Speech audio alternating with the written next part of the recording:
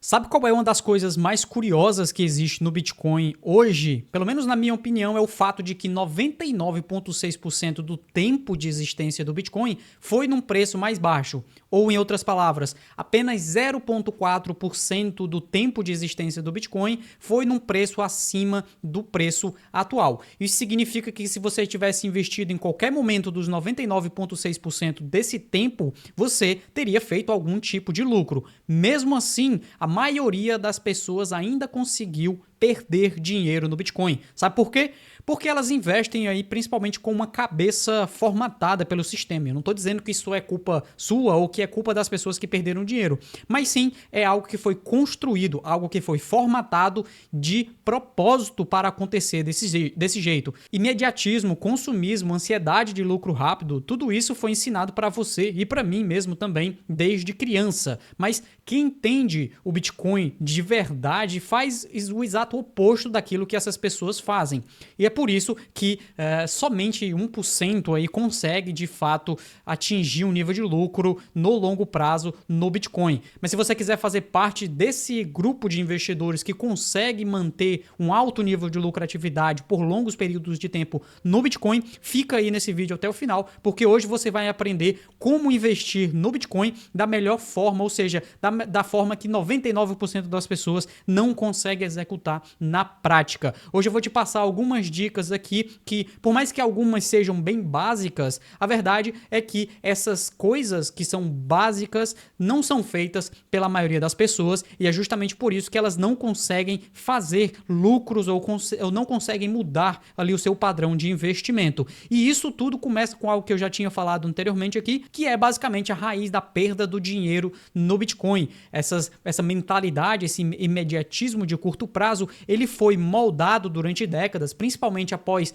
a década de 70, ali após 1971, quando ocorreu a finalização do padrão ouro, que é quando o dólar lá dos Estados Unidos era lastreado em ouro e deixou de ser lastreado em ouro, foi exatamente em 1971, nós entramos numa era de mudanças em termos monetários. E esse tipo de mudança alterou várias coisas e principalmente alterou aqui o padrão de renda, o padrão de como as pessoas tinham capital à sua disposição. Então, cerca de 90% da menor renda que tinha lá nos Estados Unidos continuou crescendo no mesmo patamar, ou seja, as pessoas com a menor quantidade de capital, a menor renda básica, elas continuaram no mesmo patamar. Você pode ver aqui, ó, isso vai lateralizando ao longo de várias décadas, aqui após 1970, né, que é quando acontece isso daqui. Entretanto, aquelas pessoas que possuíam 1% da maior renda, que aqui obviamente inclui os grandes ricos, as grandes fortunas, elas continuaram crescendo significativamente. Então, enquanto as pessoas com menor renda, os pobres,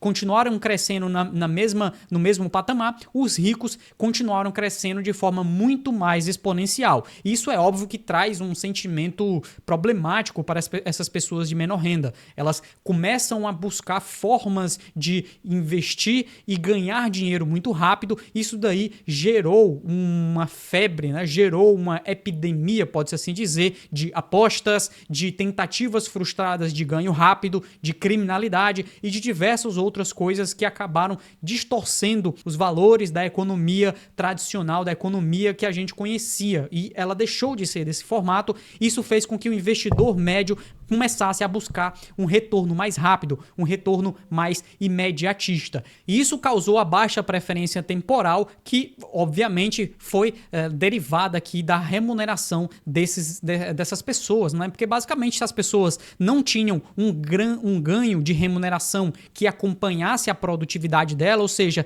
as pessoas continuaram trabalhando mais, continuaram gerando mais riqueza, mas a sua remuneração não continuou crescendo desse mesmo patamar. Isso é causado justamente por esse gráfico que eu estou mostrando aqui para vocês, que é a inflação acumulada. Como vocês podem ver, o que puniu, o que deteriorou a receita, a remuneração das pessoas lá nos Estados Unidos e em todos os lugares do planeta foi justamente essa subida na inflação de preços, ou seja, as coisas ficaram mais caras e óbvio que esses dados aqui vai até fazer mais sentido mais na frente no vídeo, quando eu abordar outros fatores relacionados a um plano de investimento, mas esse é um dos principais pontos de entender a raiz do porquê as pessoas perdem dinheiro. E é por isso que também a baixa preferência temporal é basicamente você ir contra a manada, que é aquilo que a gente tenta ensinar aqui no canal, e obviamente um dos principais objetivos, talvez o principal objetivo que eu tenho aqui nesse canal, é te fazer entender o Bitcoin e mudar de vida, melhorar a sua vida utilizando a alocação em Bitcoin e tudo aquilo que deriva do entendimento do Bitcoin, porque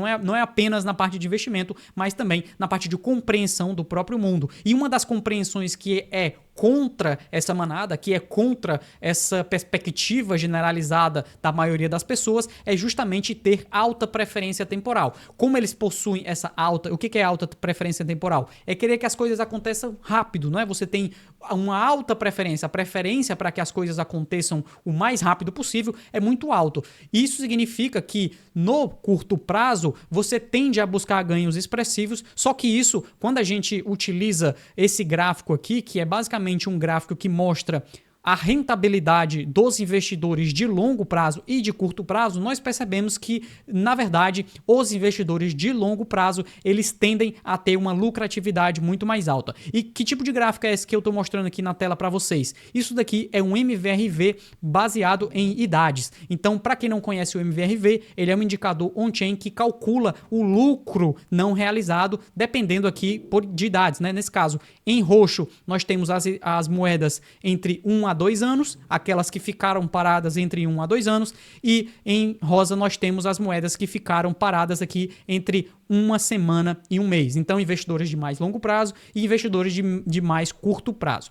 Acima de 1, são aquelas movimentações, né? São aqueles períodos onde existem lucros. E abaixo de 1, né? Que é basicamente nessa linha aqui, são aquelas que são feitas em prejuízo. Então, olha que curioso. Os investidores de curto prazo, eles estão em lucro e estão em prejuízo em diversos momentos aqui da história do Bitcoin. Ou seja, tem um mês que ele está em lucro, tem um mês que ele está em prejuízo, tem outro mês que ele está em lucro, tem outro mês que está em prejuízo, e isso fica oscilando muito. Além disso, o nível de lucratividade é mais ou menos essa mesma faixa aqui durante toda a história. Agora, olha que curioso quando é que nós abordamos as moedas com mais de um ano de inatividade, ou seja, aquelas que ficaram paradas por mais de um ano. Não só o lucro delas é bem mais alto, né? Não só o nível de lucratividade é bem mais alto em relação aos investidores de curto prazo, como também eles passam mais tempo em lucro.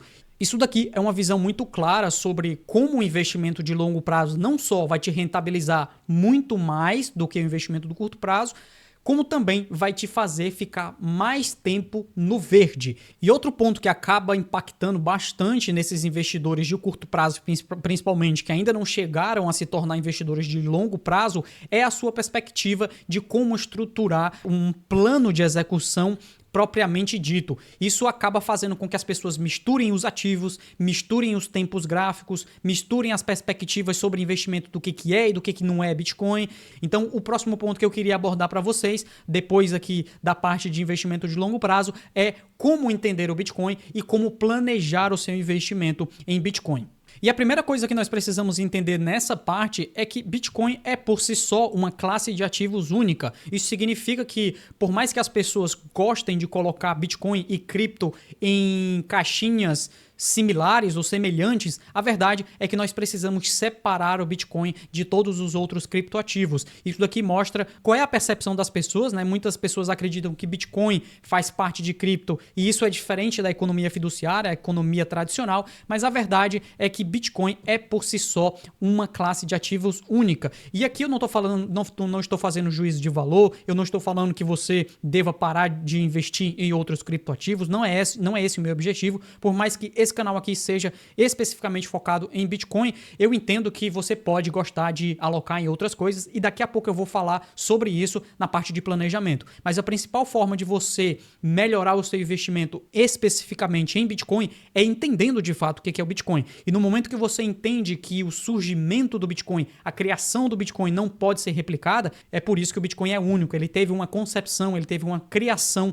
que não pode ser replicada. Entretanto, se você ainda assim quiser alocar alocar em outros ativos, eu recomendo que você divida aqui em diferentes gavetas. Eu espero que você consiga entender aqui o meu desenho das gavetinhas, mas é basicamente para você compreender 3 formas de você dividir aqui os seus investimentos. A primeira divisão aqui que você deve fazer é justamente na sua gaveta, na sua caixinha do HODL, né? Que é aqui onde vai estar o Bitcoin. Dentro dessa gaveta você vai separar, e eu estou falando de gaveta aqui só para vocês entenderem de forma mais básica, mas eu estou falando mesmo para você dividir o seu capital, tá? Dividir a sua perspectiva, dividir a sua visão entre o Bitcoin e outras coisas que existem no mercado. Dentro dessa gaveta, você vai ter exclusivamente Bitcoin. E, novamente, eu não estou dizendo que você deva parar de investir em outras coisas, até mesmo se você investe em outros ativos, seja ativos imobiliários, se você investe em bolsa, se você investe em ouro. Eu não me preocupo com isso, você vai ter a sua própria visão. O que eu estou tentando te passar aqui nesse vídeo é como investir melhor em Bitcoin. E se você quiser melhorar isso, você precisa colocar o Bitcoin numa caixa separada. Coloque o Bitcoin numa gaveta dentro da sua mente e dentro do seu bolso, diferente, porque é a partir daqui onde nós vamos estruturar um plano de ação exclusivamente para o Bitcoin. Dentro dessa outra caixa você pode ter aquilo que é especulação, tá? Então dentro do mercado de cripto existe diversos tokens, diversas moedas, e se você quiser investir nelas, tudo bem, você pode colocar aqui dentro dessa caixinha e aí você vai ter um outro plano. Nesse vídeo a gente vai falar sobre o plano de Bitcoin, mas aqui você pode ter um outro plano de ação diferente. E o que eu recomendo é uma terceira caixa que você deve ter, tá? Inclusive, talvez seja melhor você construir primeiro essa caixa aqui, que é a caixa de emergência ou barra caixa, né? E quando eu estou falando de caixa, eu estou falando daquilo que fica guardado para você conseguir rotacionar para Bitcoin em determinado momento. Daqui a pouco eu vou falar sobre essa questão da rotação daquilo que você tem de cash, né, de dinheiro mesmo em real, e aquilo que você vai manter para emergência. E aqui você pode colocar, por exemplo, o suficiente para você se manter de 3 a 6 meses ou de 6 meses a 1 ano, dependendo aí daquilo que é a sua vida, né? Aqui não é receita de bolo, você vai precisar pensar quanto é que eu preciso ter de emergência para me manter durante 6 meses ou 1 ano, para o caso de alguma coisa acontecer. E essa daqui vai acabar. Por que eu coloquei junto do caixa da emergência? Porque no momento que você tem a sua emergência criada, vai começar a sobrar um dinheiro que você pode colocar aqui para rotacionar para Bitcoin. Como é que faz essa rotação? Daqui a pouco a gente fala sobre isso. E o próximo ponto para você conseguir até mesmo executar o que eu estava falando anteriormente, de dividir ali dentro das gavetinhas, é que você precisa rastrear e organizar os seus ativos. Se você não conseguir organizar de forma linear, se você não conseguir observar, visualizar tudo aquilo que você possui, seja de Bitcoin, seja de dinheiro, seja de outros ativos, você vai acabar se perdendo no meio disso tudo, e isso é um dos principais pontos, talvez não principal, mas um ponto que acaba fazendo com que muitas pessoas percam dinheiro, é porque elas se perdem ali no que elas possuem. Eu vou te passar uma dica aqui de ouro, que é utilizar a plataforma do Portseidel, tá? Eu não estou ganhando nada dessa plataforma, é uma plataforma que eu utilizo e que é bem interessante. Depois eu vou deixar o link dela aqui embaixo. A Portseidel não está patrocinando, não está fazendo nada para mim, é só eu que gosto realmente dessa plataforma, porque lá você tem como dividir diferentes classes de ativos, tá? Então você pode colocar o Bitcoin, como ela está aqui, ó, sendo mostrada, mas você também pode colocar outros ativos e também você pode dividir por caixa, ou seja, aquilo que está em cash, tá? Ele mostra aqui quanto é que você tem em cash, quanto é de ativos que você possui e qual é o valor do seu portfólio. Isso aqui acaba facilitando bastante, porque você consegue rastrear a evolução do seu portfólio, né, em relação ao Bitcoin e em relação a outras classes de ativos também, como o Nasdaq, NYSE, o S&P 500. Aqui é só uma dica rápida para você organizar. Você também pode fazer isso através de outros organizadores de portfólio, também pode fazer isso através de uma planilha. Eu só recomendo que você organize as suas alocações. Quando foi que ela aconteceu, qual é o preço médio que você fez, aquelas execuções, aquelas compras, e também você acompanhe isso daí. Isso vai fazer uma extrema importância para o próximo passo que eu vou falar aqui, que é o plano de ação, tá? E por que tem um plano de ação? Justamente para evitar se perder no meio disso tudo, né? Para evitar se perder no que você está fazendo. E que tipo de plano de ação eu estou falando? Eu estou falando do mais básico possível. É só você ter uma ideia, ter uma visão do quanto é que você vai investir, seja numa primeira vez ou seja por mês, caso você adote o DCA, que é o ponto 4 aqui, né? Mas primeiro você pensar quanto você vai alocar, né? Quanto do seu capital você quer disponibilizar. Existem pessoas que já estão no 100%, ou seja, elas já colocaram todo o seu capital em Bitcoin, mas isso é algo que vem com o tempo, isso é algo que surge com o tempo, não é? Você precisa passar por diversas fases até chegar nesse nível de confiança, nesse nível de compreensão. Quando investir é outra coisa que daqui a pouco eu vou falar sobre na parte de ciclos, mas quando investir também é algo bastante interessante para você perceber qual é o momento de alocar, por que investir naquele momento, né? Então, como compreender aquele momento que você vai ou não adotar essa estratégia, adotar esse plano de ação. Que tipo de alocação você vai colocar? Você vai fazer um DCA, que é aquelas compras recorrentes todos os meses? Você vai fazer um lump sum? Você vai fazer uma gestão ativa? Daqui a pouco eu falo sobre gestão ativa, porque isso depende muito do tempo, né? Daquilo que é de dois tipos de tempo. Do tempo que você está investindo e também do tempo que você tem para rastrear esses ativos aqui. O ponto 5 seria acompanhar a evolução e reavaliar, tá? E isso eu acho extremamente importante. É justamente por isso que eu te mostrei aquela plataforma, ou que você pode fazer numa planilha também, whatever, mas coloque de uma forma para você conseguir acompanhar tudo que você está fazendo. O sexto ponto é buscar otimizações, e obviamente eu estou falando de otimizar isso tudo aqui para cima, tá? Otimizar quanto você vai investir, otimizar quando, otimizar a sua gestão ativa, otimizar o acompanhamento, seja na compra, seja na custódia, seja na parte fiscal. Estruture um plano de ação onde o último passo dessa bola, né, que isso deve ser uma bola de neve, então quando você chega no passo 6, você volta para o passo 1, que é basicamente você ir melhorando ao longo do tempo. Não adianta de nada você montar uma estrutura de alocação, você comprar hoje Bitcoin e depois deixar para lá, não buscar formas de melhorar essa alocação. Isso pode dar muito certo e se você tiver um horizonte de tempo longo o suficiente, isso vai dar certo, porque o Bitcoin vai continuar subindo. Eu já expliquei sobre isso num card que eu vou deixar aqui em cima sobre os ciclos do Bitcoin, por que ele vai continuar subindo, mas também você precisa melhorar se você quiser aumentar a sua rentabilidade, aumentar o seu nível de lucro, é através das otimizações. E uma das formas de você otimizar essa sua alocação é investindo com sabedoria, tá? E você está se perguntando, como assim investindo com sabedoria? Existem diversas formas de você alocar no Bitcoin. O DCA que eu falei anteriormente é uma delas, você compra toda semana, compra todo mês ou compra a cada 2 meses, não sei. Mas você pode melhorar essa sua compra utilizando indicadores on-chain, por exemplo, que é uma das coisas que a gente faz lá no Blocktrends Pro. A gente rastreia esses indicadores e mostra uma forma de você alocar melhor. Aqui eu trouxe para vocês o MVRV Z-Score, que por mais que na minha opinião não seja o melhor indicador, não seja aquele que é o indicador mais preciso, ele ainda assim é extremamente útil, porque, por exemplo, ele te mostra as regiões de fundo e também te mostra as regiões de topo de mercado, né? E por que você pode utilizar isso daqui para melhorar e otimizar a sua alocação? E aqui entra naquela parte do que eu falei de gestão ativa, né? Se você quiser fazer um DCA otimizado, você pode aumentar a mão do seu DCA, ou seja, aumentar o valor desse DCA quando os indicadores de ciclo estiverem mais propícios e diminuir, né, ou seja, reduzir a sua mão, reduzir a sua alocação quando esses indicadores de ciclo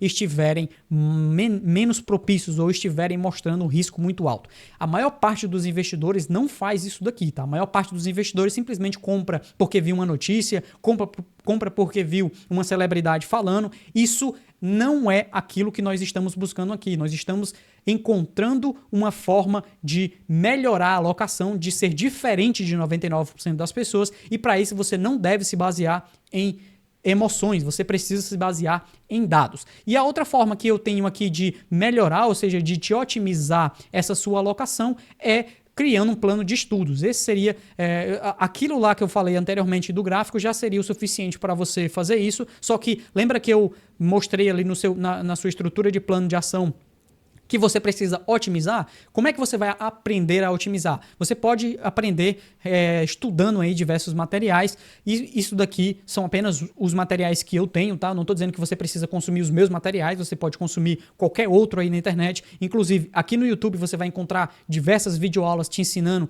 a maior parte dessas coisas que eu estou falando aqui, mas eu recomendo que você crie um plano de ação, até mesmo para você conseguir ir aprendendo outras coisas, porque uma das coisas mais importantes que eu vou deixar aqui, além da gestão do seu ativo, né, é justamente a parte de autocustódia, onde a gente tem um curso lá no Block Trends também. Eu vou deixar os links todos aqui embaixo, mas na parte de autocustódia também aqui é uma dica bônus, pode-se assim dizer, né? Porque se você tem Bitcoin, se você já fez o seu plano de ação, você já entendeu como estruturar, já está acompanhando, mas todos os seus Bitcoins ainda estão em exchange, você vai deixar aí um risco muito alto para sua carteira. E o que a gente está tentando fazer aqui é evitar esses riscos. Existem diversos relatos de exchanges que deixaram os ativos travados, até mesmo aqui no Brasil, tá? Então é muito importante que você tenha em mente que o seu Bitcoin em exchange pode eventualmente se perder. Então você pode utilizar, por exemplo, hardware wallets como essa daqui. Essa na minha mão esquerda é uma Jade e essa na minha mão direita é uma Crux.